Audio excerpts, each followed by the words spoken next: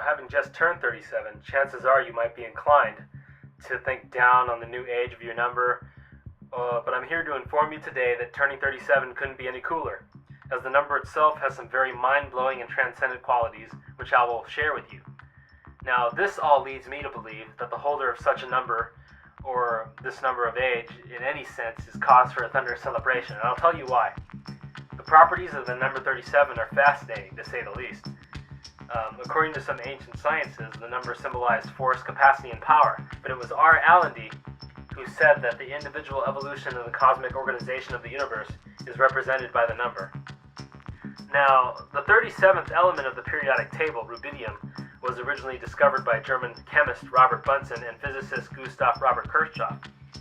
Now, what they discovered about rubidium, for instance, is that the element metal is very easily vaporized and has a very well-balanced and convenient spectral absorption range, making it a frequent target for laser manipulation of the atoms.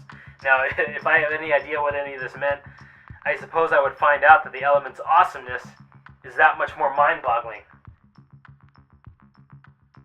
Now, take the New Testament in the Bible, for instance. In Mark chapter 7 and 13 and Luke chapter 17, each of these chapters contains approximately 37 verses. Now, when you add up each of these numbers, 7, 13, and 17, well, guess what number you end up with?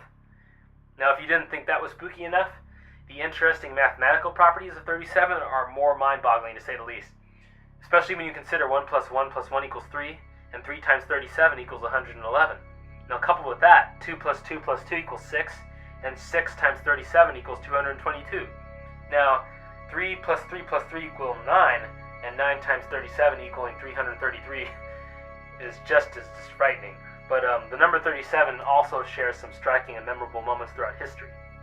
Now, in the year 1937, George Allen and Unwin Limited of London published the very first edition of The Hobbit, J.R.R. Tolkien's masterpiece. And the first full-length animated feature ever produced by Walt Disney Studios, Snow White and the Seven Dwarfs, was released in the year 1937 as well. Season 3, Episode 2 of The Simpsons marked the famed series' 37th episode, Mr. Lisa Goes to Washington. Now, if you remember, this of course harkens back to that Oscar-nominated classic starring Jimmy Stewart, Mr. Smith Goes to Washington. Now, Matt Groening himself once said that this was one of his favorite episodes, not just because of the animation or the way it was drawn or how funny it was, but because he stated that the trend of taking the writing of the legendary show to a whole new level, this spark of creativity, a certain level of controversy at the time, of course, with the Bush administration, this allowed The Simpsons to be escalated to a whole nother level, and this episode of the show represented the best and traditional spirit of free human expression, the mark of true intellectual pioneers and brilliant political humorists. The Simpsons, of course, remains a show loved by millions of people, including yourself, and as you can see, this is what made it so special. So as you can see, the number 37 isn't such a bad number. We should all rethink our numbers in our own little ways. It may even lead us to appreciate things even more. There are many more qualities of 37 that I can't get into in the video today, but if we did, you can be sure that they'd blow your mind. So I guess what I'm trying to say is happy birthday, enjoy your age, and all the cool ramifications of the number 37, which clearly, judging by the overwhelming evidence and the cosmic qualities herein, geared you up for greatness. So here's to hoping whatever numbers you receive in the future are just as awesome as 37.